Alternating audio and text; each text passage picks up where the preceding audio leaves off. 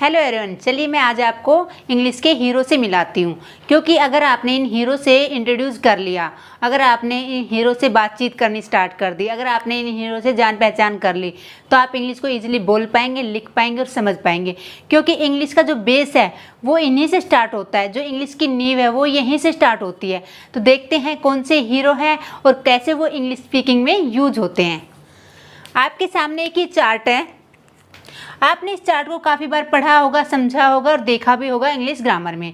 और ये बिल्कुल ही इजी टॉपिक है, लेकिन फिर भी बच्चे कंफ्यूज होते हैं कि कहाँ पर हम सब्जेक्टिव केस लगाएं, कहाँ पर हम ऑब्जेक्टिव केस लगाएं, कहाँ पर क्या यूज़ होगा, कहाँ पर क्या यूज़ होगा। ये सब आपने पढ़े हुए हैं, लेकिन आपको यूज़ करना नहीं आता। आज तक की वीडियो में हमने सीखा है ग्रामर के रूल्स, ग्रामर के जो सभी टॉपिक्स ज़रूरी है स्पीकिंग के लिए, वो सभी हम कवर कर चुके हैं। आज से हम करने वाले हैं बोलने की प्रैक्टिस, कि हम बोले कैसे, कैसे इन चीज़ों को अप्लाई करें अपनी कन्वर्सेशन में, वो सभी आप आज से स्टार्ट करने वाले हैं। तो पहले समझते हैं इन सभी चीज़ों को। ये जो हमारे इंग्लिश के हीरो कहलाते हैं, हीरो मीन्स प्रोनाउन कहलाते हैं, क्योंकि इनको जाने बगैर, इनको समझे बगैर आप इंग्लिश नहीं बोल पाएंगे। पहले हम इनको एक एक करके समझेंगे, इनका मीनिंग समझेंगे, साथ ही इनके साथ हम सेंटेंसेस की प्रैक्टिस भी करेंगे कि कैसे इनको हम यूज़ करते हैं अपने सेंटेंस में, और फिर हम बोलने की प्रैक्टिस भी करेंगे। वीडियो के लास्ट में मैं आपको एक टिप्स देने वाली कि आपने घर पर प्रैक्टिस कैसे करनी है, क्योंकि ऐसा तो है नहीं कि 20 मिनट या 30 मिनट आप यहाँ पर पढ़े और आपको इंग्लिश बोलना आ गया। ऐसा बिल्कुल भी पॉसिबल नहीं है जब तक आप खुद से अपने सेंटेंसेज नहीं बनाएंगे, जब तक खुद से अपने आप प्रैक्टिस नहीं करेंगे। तो करते हैं वीडियो को स्टार्ट बिना देर करते हुए। पहले जान लेते हैं प्रोनाउन क्या होते हैं। प्रोनाउन वो वर्ड होते हैं जो नाउन के स्थान पर रिप्लेस करके लगाए जाते हैं। जैसे मैंने किसी के बारे में बताना है, मान लो मैंने कहा प्रिया एक अच्छी लड़की है, फिर मैंने बताया प्रिया एक टीचर है, फिर मैंने कहा प्रिया एक ऑनेस्ट गर्ल है। तो ये क्या है? प्रिया प्रिया प्रिया बोलने में भी अच्छा नहीं लगेगा। प्रिया क्या है? एक नाउन है। पहले नाउन को समझते हैं। नाउन क्या होता है? इस संसार में जो भी चीज़ है, इस दुनिया में जो भी चीज़ है जिसका कोई नाम है, वो क्या है? नाउन। अब उसकी जगह पर बार बार जब हम उसी प्रिया का नाम ना लेके उसके स्थान पे जो वर्ड रखेंगे वो हमारा प्रोनाउन होगा। आई होप आपको क्लियर हो गया होगा। हम डिटेल से बिल्कुल नहीं पढ़ेंगे, क्योंकि डिटेल से हमने ग्रामर की क्लासों में सब कुछ पढ़ा हुआ है। केवल हम ये देखेंगे हमने अपनी कन्वर्सेशन को, अपने इंग्लिश को इम्प्रूव कैसे करना है। ओके, ये हो गया प्रोनाउन। अब देखिए, आपने देखा होगा आई। जब भी हम कोई बात करते हैं सबसे पहले अपने बारे में बात करती हैं। सबसे पहले हम अपने बारे में बात करते हैं, तो आई को क्या कहते हैं? मैं। पहले हम इन सब के मीनिंग देखेंगे, उसके बाद देखेंगे सेंटेंस में कैसे अप्लाई होता है। वी क्या होता है? हम। यू तुम या आप। ओके। ही वह किसी भी लड़के के लिए, कोई भी अगर बॉयज होगा तो हम ही का यूज करेंगे। सी का मीनिंग होता वह, लड़की के लिए। ओके। इट भी वह या यह होता है, ये होता निर्जीव चीज के लिए। दे मतलब वे, ये होते हैं सब्जेक्ट, यानी कि जो सब्जेक्टिव की तरह, सब्जेक्ट की तरह सेंटेंस में यूज होते हैं वो होते हैं हमारे सब्जेक्टिव। यानी कि सेंटेंस जब स्टार्ट होता है तो हम सब्जेक्ट की तरह यूज करते हैं। वो हम सभी सीखेंगे कि सब्जेक्ट क्या होता है, ऑब्जेक्ट क्या होता है, कैसे इनको यूज किया जाता है। ओके, पहले केवल इनके मीनिंग देखते हैं। मी मुझे, ये ऑब्जेक्ट की तरह यूज होता है। अस हमें, यू तुम, हिम उसे, यानी कोई लड़के की बात की जाएगी तो उसे के लिए हम ऑब्जेक्टिव में लगाएंगे हिम। हर उसे, किसी लड़की के लिए। इट उसे, किसी भी नजीव चीज़ के लिए। देम उन्हें। ये हमारे सब्जेक्ट है और ये हमारे ऑब्जेक्ट है। अब देखो, इनमें भी कंफ्यूज होते हैं बच्चे, वो मैं आपको कंफ्यूजन वाला पॉइंट बताने वाली हूँ अभी। अगर मैंने कहा क्या मैं है जो वर्ड, क्या वो सब्जेक्ट में ही यूज होता है? अगर मैंने कहा मैं पढ़ती हूँ तो कैसे लिखोगे? I read. अगर मैंने ये कहा मैंने पढ़ा तो क्या क्या बोलोगे? हिंदी में तो कहा मैंने पढ़ा और इसमें मैंने कुछ लिखा ही नहीं है मैंने का, तो आप क्या लिखो? वो तो भी आप आई का ही यूज करेंगे। ये सारे कन्फ्यूजन जो पॉइंट है वो क्लियर करेंगे। माई मेरा, आवर हमारा, योर तुम्हारा, हिज उसका, ये उसका हिज लड़के के लिए है और हर जो है लड़की के लिए है, उसका उसका, देयर उनका। अब देखिए जो माइन है इसका मीनिंग भी मेरा ही होता है और जो आवर्स है उसका मीनिंग भी हमारा ही होता है, योवर्स का मीनिंग भी तुम्हारा ही होता है, हिज का मीनिंग भी उसका ही होता है और हर का मीनिंग भी उसका ही होता है और देयर्स का मीनिंग भी उनका ही होता है। जब इन दोनों का मीनिंग सेम है तो क्या ज़रूरत है मीनिंग वर्ड को सीखें? कोई ज़रूरत नहीं है। जब हमें पता है कि इसका मीनिंग भी यही होता है तो हम इनको क्यों पढ़ें, हम इन्हीं को पढ़ लेंगे। तो देखिए इनमें डिफ़र क्या है वो सीखेंगे कि माई कहाँ लगाना है, माइन कहाँ लगाना है, आवर कहाँ लगाना है, आवर्स का यूज कहाँ करना है, योवर कहाँ पे यूज होगा और योवर्स कहाँ आएगा, हिज का यूज कैसे करते हैं और हिज का यूज जब हमारा पजेसिव प्रोनाउन होगा तो हम कैसे यूज करेंगे। ओके, अब देखिए रिफ्लेक्सिव प्रोनाउन। रिफ्लेक्सिव प्रोनाउन का मतलब होता है जो खुद से, जैसे माई सेल्फ, यानी मैंने खुद से, जो काम मैं खुद से करूंगी उसके लिए माई सेल्फ, मैं खुद या मेरा खुद। आवर सेल्स यानी कि हम जो खुद से काम करेंगे, हम खुद से जो काम करेंगे। योवर सेल्फ है यहाँ पे, यहाँ योवर सेल्स है। इन दोनों में डिफर क्या है? योवर सेल्फ वहाँ लगेगा जब हम एक, जैसे मैंने कहा आप, और आप जो खुद से काम करेंगे तो योवर सेल्फ लगाएंगे। अगर दो बंदे हैं, तीन बंदे हैं तो भी हम योवर्स का ही यूज़ करते हैं। तो जब दो या तीन होंगे तो हम योवर सेल्फ्स का यूज़ करेंगे। ओके, हिम सेल्फ उसने खुद, हर सेल्फ उसने खुद, इट सेल्फ उसे खुद, देम सेल्फ उन्हें, उन्होंने खुद, उन्होंने खुद,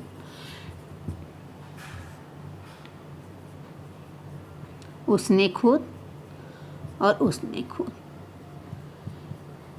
आई होप ये चार्ट आपको इजीली समझ आ गया होगा, क्योंकि अगर आपने इस चार्ट को अच्छे से सीख लिया, इस कॉन्सेप्ट को अच्छे से सीख लिया, तो आप इजीली सेंटेंसेस मेकिंग कर सकते हैं।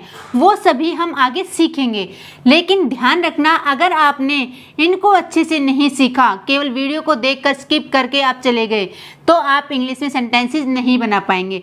सेंटेंसेस क्या, आप बोल भी नहीं पाएंगे और आप समझ भी नहीं पाएंगे, क्योंकि यही चार्ट है जो मेन होता है हमारा इंग्लिश सीखने के लिए, लर्निंग के लिए। ओके, अब देखते हैं हम ये चार्ट कैसे वर्क करता है जब हम स्पीकिंग करते हैं। अब हम पर्सन समझ लेते हैं कि हमारे इंग्लिश ग्रामर में first person, second person and third person होते हैं। तो फर्स्ट पर्सन कौन से होते हैं, सेकंड पर्सन कौन से होते हैं और थर्ड पर्सन कौन से होते हैं, वो सीखते हैं पहले। फर्स्ट पर्सन हमारा क्या होता है? आई, यानी कि मैं। इसको हम मुझे भी कह सकते हैं, वो बताएंगे कैसे।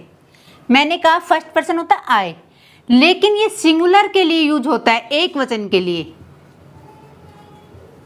ठीक है।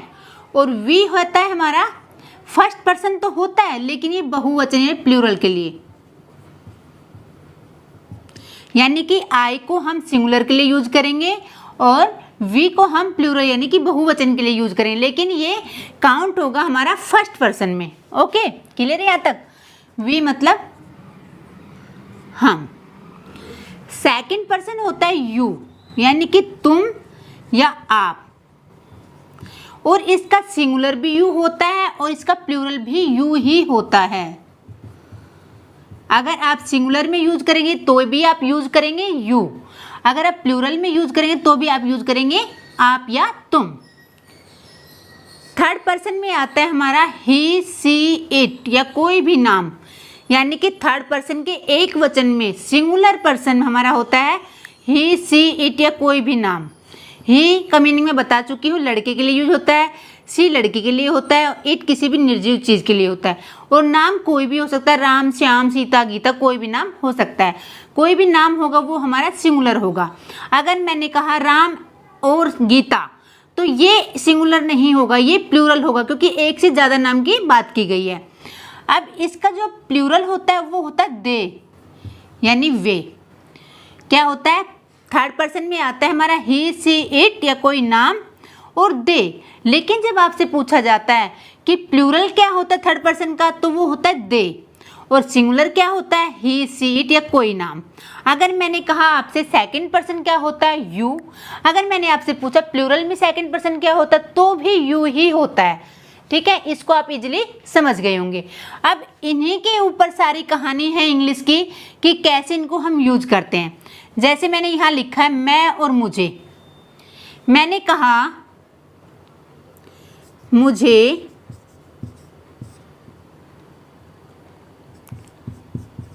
जाना है।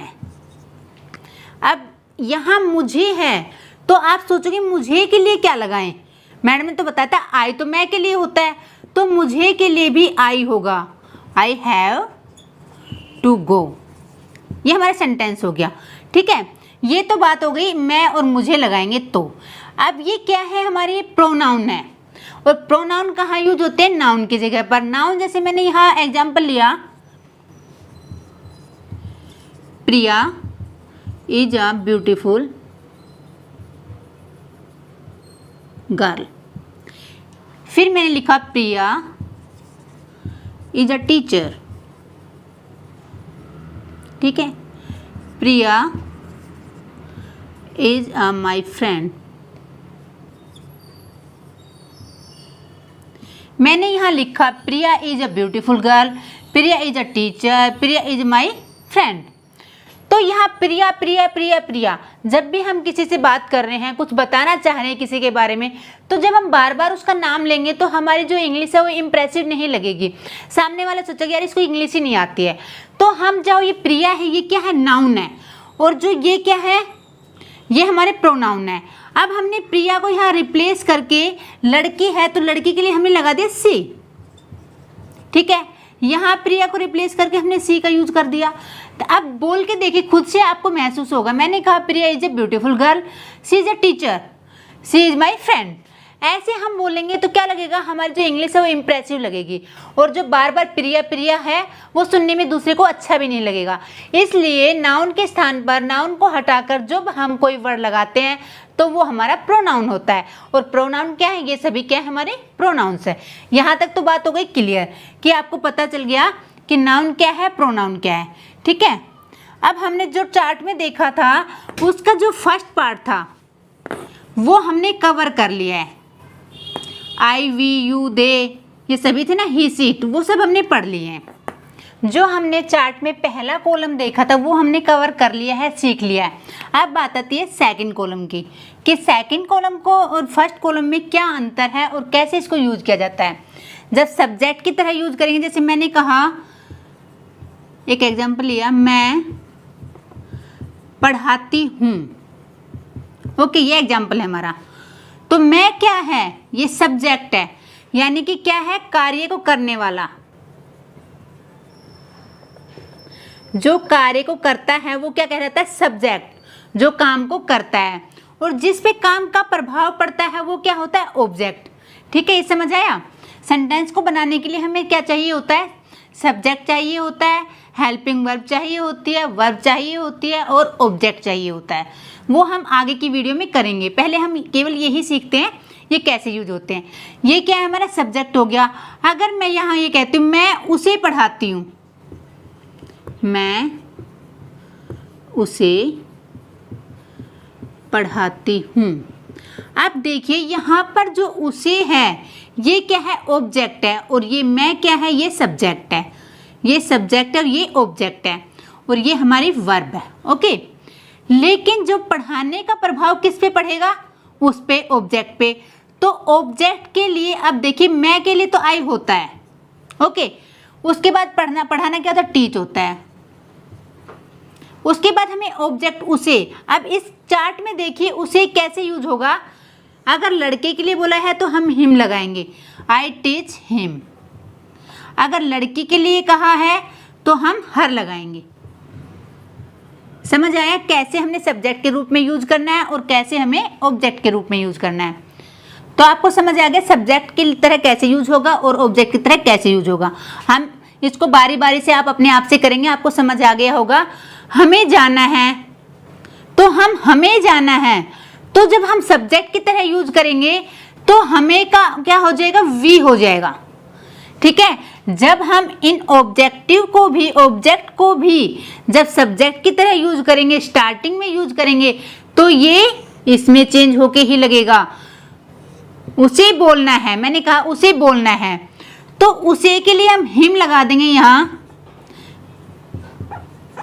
बोलना है हिम हैव टू स्पीक, उसे बोलना है। अगर हम यहाँ हिम लगाते हैं, चाहिए आपको इंग्लिश आती है नहीं आती, लेकिन आपको भी लगेगा यार ये हिम यहाँ पे ना अच्छा नहीं लग रहा, ये तो सेंटेंस गलत है और ये लग भी गलत रहा है। तो जब ये सब्जेक्ट की तरह यूज होगा तो ये आएगा ही हैव टू। अब यहाँ ही के साथ क्या आता है, हैव टू आएगा या हैज टू आएगा, ये आगे की वीडियो में देखेंगे। ही हैज टू आता है वैसे। ठीक है, किसके साथ क्या लगेगा वो हम आगे वीडियो में पढ़ेंगे। केवल मैंने आपको ये समझाना था यहाँ पर इस वीडियो में कि जो सब्जेक्ट की तरह अगर ऑब्जेक्ट यूज होता है तो हमारा कैसे यूज होता है, तो हम कैसे उसको सेंटेंस में यूज करेंगे। आई होप आपको क्लियर हो गया होगा। अब बात आती है हमारे 4th कॉलम पे और 5th कॉलम पे। जैसे बात आती है माई, इसका मीनिंग भी मेरा होता है और माइन का मीनिंग भी मेरा होता है। तो कहाँ पर हम माई का यूज करें, कहाँ पे हम माइन का यूज करें, वो देखते। जैसे मैंने कहा यह मेरा घर है, ओके, ये मैंने कहा सेंटेंस, यह मेरा घर है। अगर यहां मैं कहती हूं यह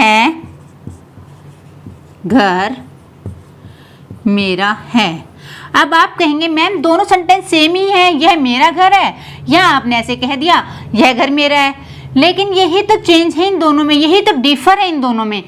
यह दिस इज माई हाउस, यहां पे लिखेंगे दिस हाउस इज माइन। अब यहाँ पे माइन का यूज हुआ है और यहाँ पे माई का यूज हुआ है, तो क्योंकि हमने यहाँ पे हम माई भी लगा सकते थे और यहाँ पर हम माइन भी लगा सकते थे, लेकिन हमने ऐसा क्यों नहीं किया, इसका भी लॉजिक है। अगर जब भी हम किसी भी पोजीशन की बात करेंगे, ये मेरा है, ये मार्कर मेरा है, यह लैपटॉप मेरा है, यह घर मेरा है, जब भी हम किसी की बात करेंगे और उसके साथ कोई नाउन होगा, कोई भी नाउन होगा, यानी घर है, तो क्या लगाएंगे आप, माई का यूज करेंगे। अगर आपने किसी पे पोजीशन दिखाने, जैसे यह मेरा है, हमें ये नहीं बताया क्या है मेरा, लेकिन मुझे बताइए ये मेरा है, दिस इज माइन। ठीक है, जब हमने किसी भी ऑब्जेक्ट को माई के साथ नहीं लगाया है, सिंगल से काम चल रहा है, तो वहां पर हम माइन का यूज करेंगे। जैसे ऐसे ही यह तुम्हारा है, अगर कोई चीज का नाम लगा दिया, किसी नाउन का नाम लगाया आपने योर के साथ, यानी ये तुम्हारा पेन है, तो दिस इज योर पेन। यह पेन तुम्हारा है तो कैसे लिखोगे, दिस पेन इज योर्स। समझ आ रहा है ना आपको। ऐसे हिज के लिए ऐसे इसको यूज करेंगे। यह उसका घर है तो इसके लिए दोनों ही सेम आएगा। अब यहाँ पे हर, यह उसका घर है, यह घर उसका है, तो इसके लिए हम अगर जिसके साथ नाउन आएगा, आपने एक छोटा सा पॉइंट याद करना है, ज़्यादा इसके चक्कर में नहीं पड़ना है किसको कहाँ लगाना है, केवल आपने एक पॉइंट को याद करना है। अगर इनके साथ कोई नाम आता है, कोई थिंग आती है या कोई भी नाउन आता है, तो आप my, your, his, her, our, their use करेंगे। अगर नहीं आता है, सिंगल आता है, तो आप mine, yours, his, hers, yours, ours, theirs ये यूज करेंगे। केवल इतनी सी टिप्स आपने याद रखनी है कि हमने सब्जेक्ट के साथ अगर कोई भी हमारा नाउन आता है तो हमें ये लगाने हैं, अगर नाउन नहीं आता है तो हमें इनका यूज करना है। ओके, यहाँ तक सभी को क्लियर है। अब बात आती है हमें प्रैक्टिस कैसे करनी है। आज से ही आप बोलना स्टार्ट कर सकते हैं। वो कैसे, प्रैक्टिस के द्वारा। क्या आप बोल नहीं सकते, बोल सकते हैं, लेकिन थोड़ी सी प्रैक्टिस की जरूरत है। वो प्रैक्टिस का मैं मेथड बताती हूँ आपको कि आपने कैसे प्रैक्टिस करनी है। अब आपने प्रैक्टिस कैसे करनी है? खुद से। आपने खुद से सेंटेंस मेकिंग करना है, क्योंकि अगर आप खुद से सेंटेंस नहीं बनाएंगे तो आप इंग्लिश नहीं बोल पाएंगे। क्योंकि अगर आप रटे रटाए सेंटेंसेस को ही बोलेंगे तो आप कभी भी इंग्लिश नहीं बोल सकते। आपने खुद से अपने जो सेंटेंसेस उसको फ्रेम करना है। वो कैसे करना है? आप जो भी डेली काम करते हैं, अपने घर में जो भी काम करते हैं डेली, केवल आपने उस वर्ड को इंग्लिश में जानना है, क्योंकि इसके लिए आपकी वर्ड पावर भी बढ़ेगी और आपकी प्रैक्टिस भी हो जाएगी। अगर आपको स्टार्टिंग में नहीं आता है तो उसके लिए आपको क्या करना है? कुछ वर्ड ऐसे लिख लेने हैं अपनी नोटबुक में। फिर प्रैक्टिस कैसे करनी है? मैंने कहा यहाँ पे केवल आपने सब्जेक्ट लगाना है और कोई भी एक्शन है, यानी जो काम आप करते हैं एक्शन को लगा देना है और आपका सेंटेंस बन जाएगा। स्टार्टिंग में तो ऐसे ही बोला जाता है, ठीक है। आप इस टिप्स को फॉलो कीजिएगा, आपको खुद से पता चल जाएगा कि आप इंग्लिश बोल सकते हैं। जैसे मैंने कहा यहाँ पर है आई और यहाँ पर हियर होता है सुनना। आई हियर, मैं सुनती हूँ, तो आई हियर, मैं सुनती हूँ।